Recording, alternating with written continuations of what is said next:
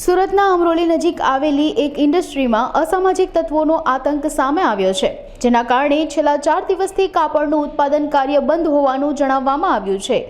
ઉડિયા ભાષામાં અલગ અલગ જગ્યાઓ પર પોસ્ટર લગાવીને ભાવ વધારાની માંગણી કરી હોવાના તેમજ કર્મચારીઓ પર જીવનું જોખમ હોય તે પ્રકારની આડકતરી રીતે ધમકી આપવામાં આવી હોવાના કર્મચારીઓ દ્વારા આક્ષેપો લગાવવામાં આવ્યા છે। ત્યારે ઇન્ડસ્ટ્રીયલના હોદ્દેદારો દ્વારા પોલીસની મદદ માંગીને કડક કાર્યવાહી કરવા માંગ કરી છે।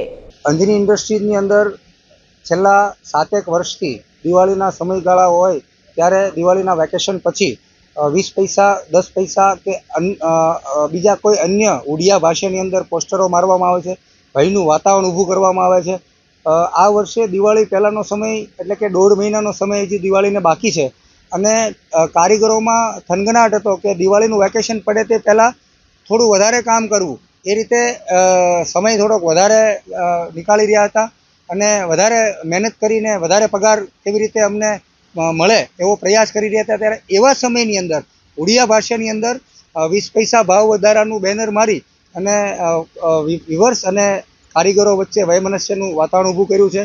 કારીગરોને ધમકી ભર્યું પોસ્ટર માર્યું છે કે 20 પૈસા ભાવ વધારો તમને ન આપે તો તમારે કોઈ પણ કારીગરે કામ પર જવાનું નથી। આ પ્રકારનું ઉડિયા ભાષાની અંદર પોસ્ટર જ્યારે લગાવ્યું છે ત્યારે છેલ્લા 4 દિવસથી આ ચોથો દિવસ છે આજે, અને ફેક્ટરીઓ સંપૂર્ણ પાવરલૂમ્સની ફેક્ટરીઓ બંધ છે। ત્યારે અમે પોલીસ પ્રોટેક્શનની પહેલા દિવસે માંગણી કરી હતી, ત્યારે સતત પોલીસ પેટ્રોલિંગ કરી રહી છે। ત્યારે હવે જોવાનું રહ્યું કે છેલ્લા ઘણા સમયથી આ પ્રકારે ઘટનાઓ બનતી હોય છે, ત્યારે 15 દિવસથી 20 દિવસનો સમય વીતી જતો હોય ત્યાર પછી કારીગરો કામ પર આવે।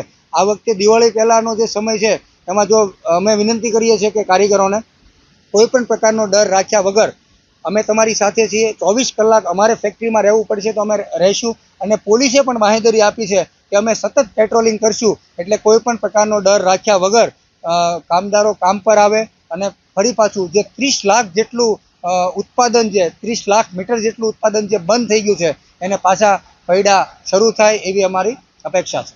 વાલજીભાઈ, ઘટના તો એવી કાંઈ ખાસ છે નહીં અંજનીની અંદર, કે કારીગરોને શાંતિથી કામ કરતા હતા પણ અસામાજિક તત્વોએ આવીને બોર્ડ માર્યા અને બોર્ડના હિસાબે ધમકી ભર્યા બોર્ડ માર્યા, એટલે કારીગરો બધા ડરી ગયા। કારણ કે બહારથી જે 700 કિલોમીટરથી આવતા હોય દૂરથી, એટલે અલગ બીજાના રાજ્યમાં કોઈ ડર તો કોઈ પણને લાગે, એટલે એના ડરથી કારીગરો આ કામ ઉપર આવતા બંધ થઈ ગયા।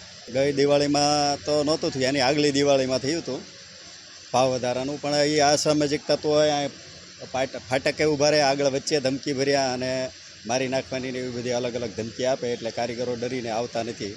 અમારી માંગણી નથી, કારીગરોની માંગણી, એટલે કારીગરોય માગતા નથી પણ અસામાજિક તત્વો એમ કહે છે કે તમે કારીગરોને ભાવ આપો એમ, કારણ કે પોતાના નિજી ફાયદા હાટું થઈ, પોતાના ધંધાના ભાવ વધારવા હાટું થઈને કારીગરો પાસેથી ભાવ વધારો લે છે, અને કારીગરો ના પાડે તો એમ કે તમે શેઠિયા પાસેથી લો, અમે તમને સપોર્ટ આપીએ એમ, એટલે કારીગરોને ભડકાવે છે। બાકી કારીગરોને કામ અત્યારે 25,000થી 40,000 લગીના કામ થાય છે, અલગ અલગ પેટર્નોમાં અલગ અલગ ભાવ આપે છે બધા।